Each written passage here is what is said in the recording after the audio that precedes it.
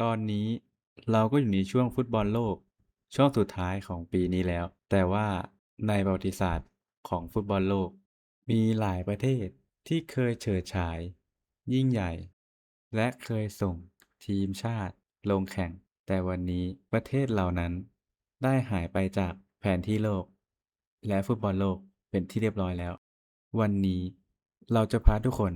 ไปย้อนรอยดู6ทีมชาติในตำนาน ที่ตอนนี้ไม่มีอยู่แล้วพร้อมเรื่องราวสุดพีคและจุดต่ำสุดทั้ง6ทีมชาติที่โลกไม่มีวันลืมทีมชาติแรกสหภาพโซเวียตช่วงปีที่มีบทบาทคศ1923ถึง1991ทีมชาติสหภาพโซเวียตช่วงที่พีคที่สุดเคยเป็นแชมป์ยูโรหนแรกของปี1960พลิกชนะยูโกสลาเวีย ในช่วงต่อเวลาพิเศษ2-1สถาปนาตัวเองเป็นราชาลูกหนังทีมแรกของทวีปยุโรปอย่างยิ่งใหญ่และช่วงที่แย่ที่สุดของทีมชาติสหภาพโซเวียตก็คือการถูกบอยคอตและปรับแพ้ในปี1973ในศึกฟุตบอลโลกรอบคัดเลือกโซเวียตปฏิเสธที่จะไปเตะกับชิลีที่สนามกีฬาแห่งชาติกรุงซานดิอาโก เนื่องจากสนามนั้นถูกรัฐบาลเผด็จการชิลีใช้เป็นค่ายกักกันและทรมานนักโทษการเมืองโซเวียตยอมโดนปรับตกเพื่อจุดยืนทางการเมืองและภาพจำที่คนต้องนึกถึงของทีมชาติสหภาพโซเวียตก็คือหมวกแก๊ปและชุดแข่งสีดำของลาวยาชินเจ้าของฉายาแมงมุมดำผู้รักษาประตูคนเดียวในประวัติศาสตร์โลกที่คว้าบอลทองคำบัลลังก์ต่อไปได้อย่างสำเร็จ เหตุผลที่หายไปของทีมชาติสหภาพโซเวียตคือการล่มสลายลงในปี1991ทำให้ทีมชาติต้องแยกย้ายแตกออกเป็น15ประเทศเช่นรัสเซียยูเครนเบลารุสจอร์เจียและหลายประเทศที่เคยอยู่ในสหภาพโซเวียตโดยฟีฟ่าได้บันทึกให้ทีมชาติรัสเซียเป็นผู้สืบทอดสถิติและประวัติศาสตร์อย่างเป็นทางการ ทีมชาติต่อมาคือยูโกสลาเวียช่วงปีที่มีบทบาทคศ1920ถึง1992ช่วงที่พีคของยูโกสลาเวียก็คือชุดยูโร1968และฟุตบอลโลก1990เป็นยุคทองที่เต็มไปด้วยซูเปอร์สตาร์เช่นดาแกนสตอยโควิดพวกเขาเล่นฟุตบอลได้สวยงามตื่นตาตื่นใจ และลมยักษ์ใหญ่ในยุโรปเป็นว่าเล่นในยุคนั้นช่วงที่แย่ที่สุดของทีมชาติยูโกสลาเวียก็คือฝันสลายในยูโร1992ทีมชาติชุดนั้นได้รับการคาดหมายว่าลุ้นแชมป์แน่ๆแต่นักเตะเดินทางไปถึงสนามแข่งแล้วกลับถูกฟีฟ่าและสหประชาชาติ UN สั่งขับไล่ออกจากทัวร์นาเมนต์กระทันหัน เนื่องจากสงครามกลางเมืองในประเทศเดนมาร์กที่มาแข่งแทนดันได้แชมป์ไปครองมันคือจุดจบที่น่าเศร้าของทีมฟุตบอลที่เก่งที่สุดชุดหนึ่งในประวัติศาสตร์ของฟุตบอลโลกในช่วงนั้นและภาพจำที่ทุกคนต้องนึกถึงทีมชาติยูโกสลาเวียก็คือเสื้อแข่งสีน้ำเงินเข้มพร้อมตาดาวแดงและสไตล์การเล่นแบบเทคนิคเหนือชั้น อัจฉริยะล้นทีมจนได้ฉายาว่าบราซิลแห่งยุโรปเหตุผลที่หายไปของทีมชาติยูโกสลาเวียก็คือการเกิดสงครามกลางเมืองและการแย่งตัวของประเทศในช่วงต้นยุค 90 ทำให้ทีมที่เคยมารวมกันต้องแตกกระจายกลายเป็นทีมชาติสายแข็งในปัจจุบันอย่างโครเอเชียเซอร์เบียสโลวีเนียบอสเนียและเฮอร์เซโกวีนา มาซิโดเนียเหนือและมอนเตเนโกรทีมชาติที่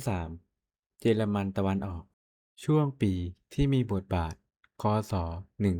1952ถึง1990ช่วงพีคของทีมชาติเยอรมันตะวันออกก็คือการช็อกโลกในฟุตบอลโลก1974นัดที่ชนะเยอรมันตะวันตก1-0จากลูกยิงของเยเกิร์ สปาวาเซอร์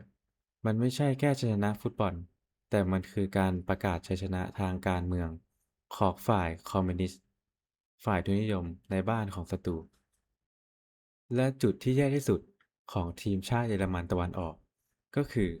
แมตช์สุดท้ายที่ไม่มีใครสนใจในปี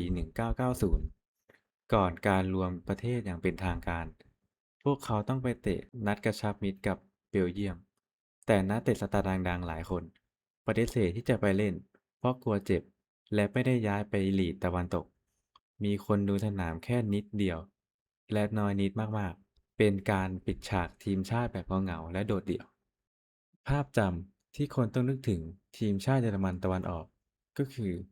ตราสัญลักษณ์ค้อนและวงเวียนบนหน้าอกเสื้อสีหน้าท่าทางอันเข้มขรึมระเบียบวินัยจัดแบบทหารและการถูกจับตาจากสายลับสตาร์ซีของรัฐบาล เหตุผลที่หายไปของทีมชาติเยอรมันตะวันออกก็คือกำแพงเบอร์ลินล่มสลายและมีการรวมประเทศเยอรมันในปี 1990 นักเตะจากฝั่งตะวันออกจึงย้ายมารวมกับเยอรมันตะวันตกจนคว้าแชมป์ในปีต่อๆมาจนถึงปัจจุบันนี้ ทีมชาติที่ 4 คือเช็กโกสโลวาเกียช่วงปีที่มีบทบาทคศ1920ถึง1993จุดพีคของทีมชาติเช็กโกสโลวาเกียก็คือนัดชิงชนะเลิศฟุตบอลโลก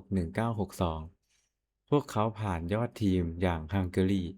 และยูโกสโลวาเกียเข้าไปชิงกับบราซิลยุคเปเล่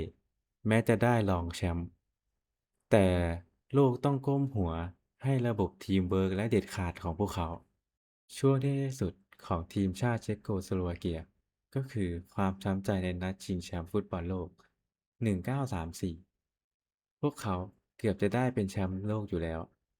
แต่นัดชิงดันต้องมาเจอกับอิตาลีภายใต้ร่มเงาของมุสโซลินีผู้นำเผด็จการฝรั่งเศสท่ามกลางกระแสข่าวลือเรื่องการข่มขู่ผู้ตัดสินจนเชโกสโลวาเกียแพ้ไปอย่างค้านสายตาในช่วงต่อเวลาพิเศษ 2-1 เหตุผลที่หายไปของเช็กโกสโลวาเกียก็คือประเทศถูกแบ่งแยกอย่างสงบในปี 1993 แยกออกมาเป็นสองประเทศ ในปัจจุบันคือสหรัฐเช็กและสโลวาเกีย ทีมชาติที่ 5 ทีมชาติซาอีช่วงปีที่มีบทบาทคศ1971ถึง1997จุดพีคของทีมชาติซาอีคือการคว้าแชมป์แอฟริกันคัพออฟเนชั่นปี1974ชนะแซมเบียยึดครองความเป็นเบอร์หนึ่งของทวีปแอฟริกาและผ่านเข้าไปเล่นฟุตบอลโลกรอบสุดท้ายในปีเดียวกันจนคนทั้งประเทศฉลองกันเป็นบ้าเป็นหลังไปเลย ช่วงที่ดีที่สุดของทีมชาติซาอีก็คือฝันร้ายโดนถล่ม 9-0 และการขู่ฆ่าในฟุตบอลโลก 1974 หลังจากแพ้ยูโกสลาเวียขาดลอย 9-0 โมบูตูผู้นำเผด็จการของประเทศโกรธมาก สั่งคนมาขู่นักเตะว่า ถ้านัดต่อไปแพ้บราซิลเกิน3ลูก พวกแกจะไม่ได้กลับบ้านเกิดอีกเลย ทำให้นักเตะเล่นด้วยความหวาดระแวงและหวาดกลัว และเป็นที่มาของช็อตวิ่งมาเตะฟรีคิกตัดหน้าบราซิล เพราะกังวลเรื่องเวลาและสกอร์นั่นเอง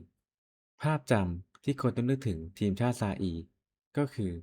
เสือดาวตัวใหญ่บนหน้าอกเสื้อและฉายาเดอะเลปเพิร์ดทีมแรกจากแอฟริกาผิวดำที่โลกฟุตบอลต้องจารึกเหตุผลที่หายไปของทีมชาติซาอี